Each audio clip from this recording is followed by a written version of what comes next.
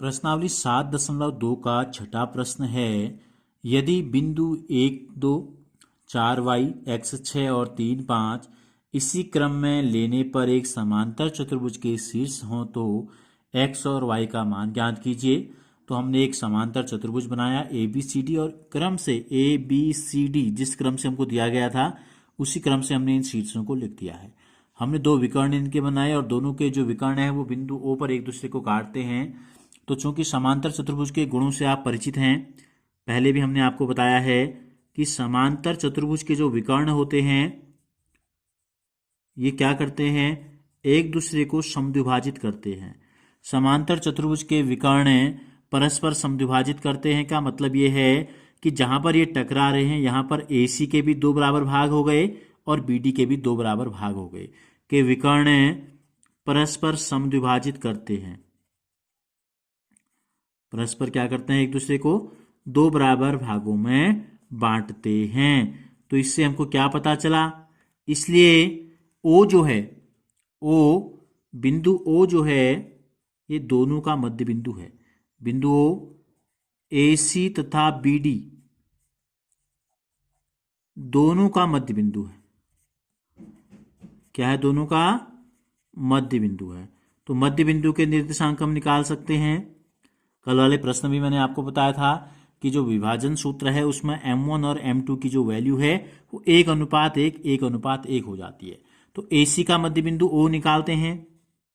AC के मध्य बिंदु या AC का मध्य बिंदु, ठीक है, क्या है, O के निर्देशांक क्या हो जाएंगे, के निर्देशांक हो जाएंगे, मध्य बिंदु के जो निर्देशांक हमने आपको बताए हैं वो हो रहे हैं x निर्देशांक को जोड़ते हैं दोनों के। देखो इसमें x है पहला, इसमें पहला क्या है, 1 है, तो ये हो गया x-1 का आधा कर देते हैं, ठीक है, M1 + M2। और y में भी ऐसे होता है, y का मान यहाँ 6 है, यहाँ 2 है, 6-2 कितना हो गया, 6-2 8/2। तो ये हो गए AC के मध्य बिंदु के निर्देशांक, ठीक है। इसी प्रकार हम क्या निकालेंगे, दूसरा जो विकर्ण है BD, तो BD के मध्य बिंदु के निर्देशांक कितने हो जाएंगे, इसका मध्य बिंदु भी O ही है।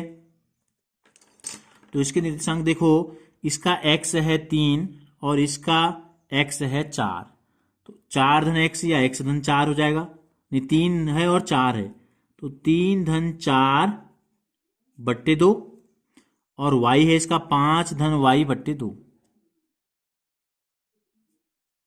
तो ये हो गई। अब देखो ये भी O है, ये भी O है, तो दोनों बिंदु एक ही हैं, तो दोनों के निर्देशांक भी क्या होंगे, एक ही होंगे।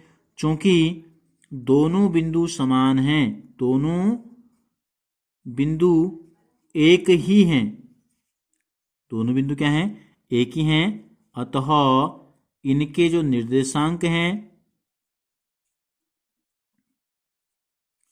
वो भी क्या होंगे, एक ही होंगे।